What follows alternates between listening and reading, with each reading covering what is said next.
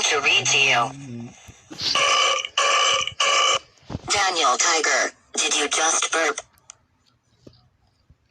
No. I didn't, Teacher Harriet.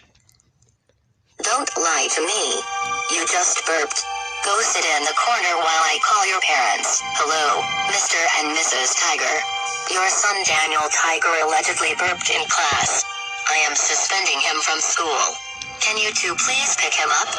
Okay, thanks. Bye.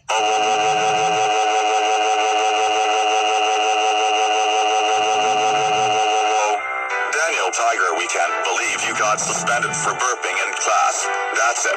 You are grounded